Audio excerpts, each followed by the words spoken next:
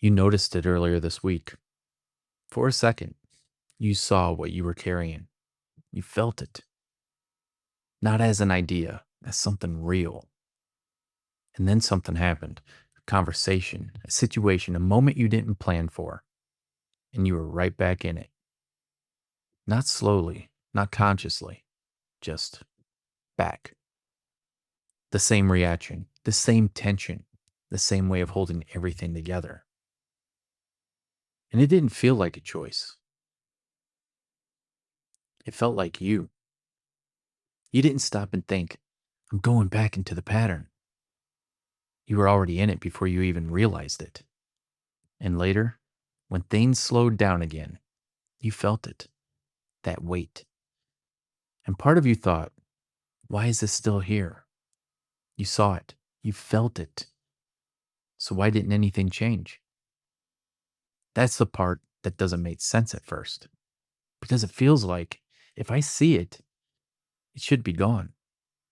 But that's not how this works. Seeing it once doesn't remove it, it just changes your position. Before, you were inside it, it was just happening, automatic. Now, there's a moment, small, easy to miss, but it's there. Right before you react, right before you fall back into it. And most of the time, you still go. That's real. That's honest. You still say the thing, you still shut down, you still carry it the same way because that's what you've been doing for a long time. And your system doesn't stop just because you noticed it. It keeps going because it knows how. That's why it feels like nothing changed, but something did.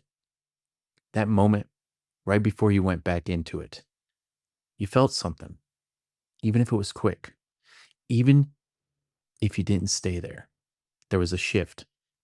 And that shift is the only thing that matters right now. Not fixing it, not getting it right every time, just that moment. Because the more you see it, the harder it becomes to pretend it's not happening. Even when you go back into it, you start to know you're doing it. And that changes the experience. It's subtle, but it's different. Before, it was just who you were. Now, there's a part of you watching it happen.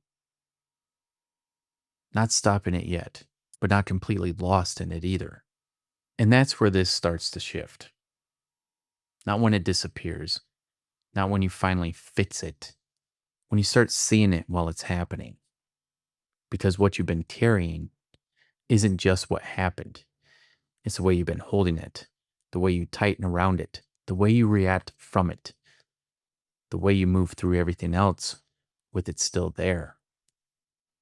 And that way of holding it, you learn that over time through repetition, through getting used to doing it that way, which means it's not fixed, it's practiced. And something that's practiced can change. Not all at once, not in one moment, but in small shifts. Moments where you see it and you don't move the same way immediately.